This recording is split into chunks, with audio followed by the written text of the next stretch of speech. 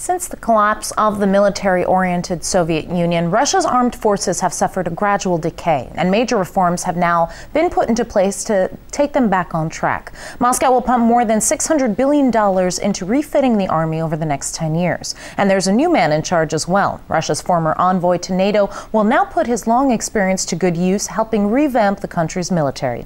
RT's Tom Barton explains why these changes are needed. The Russian armed forces, the pride of the nation, or are they? The Russian armed forces certainly are falling behind and have fallen behind some of their larger rivals. New equipment is a priority. There's also a dire need for reforms in organisation, recruitment, training, pay and military doctrine. The government has promised $640 billion over the next 10 years to buy new weapons. But Russian arms manufacturers are no longer what they used to be.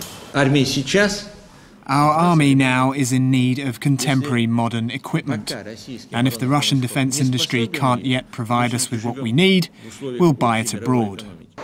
New purchases include this land assault ship, the Mistral, bought from France, lorries from Italy and flying drones from Israel.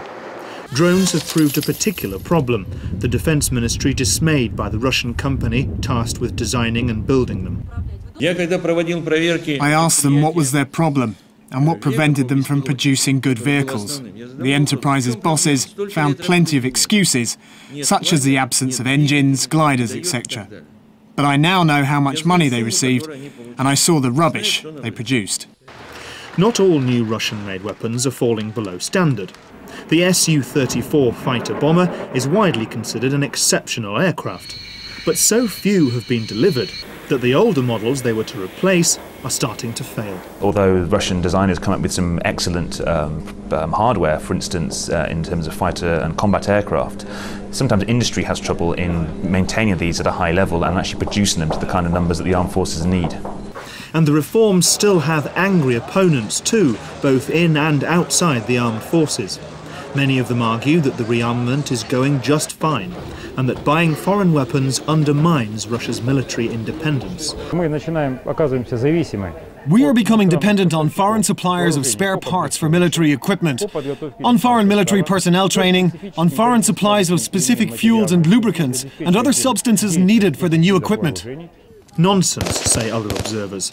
In 2008, Russian forces pushed the Georgian army out of South Ossetia in just 5 days.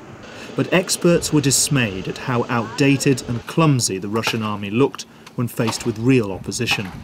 It reinforced the need for serious change. The money being thrown at the problem is vast, but regiments of rubles on their own aren't enough. Most here at the Defence Ministry now know that before the armed forces are ready for modern conflict, a very long and very demanding war for reform must be won, here in the corridors of government and in factories around Russia. Tom Barton, RT, Moscow.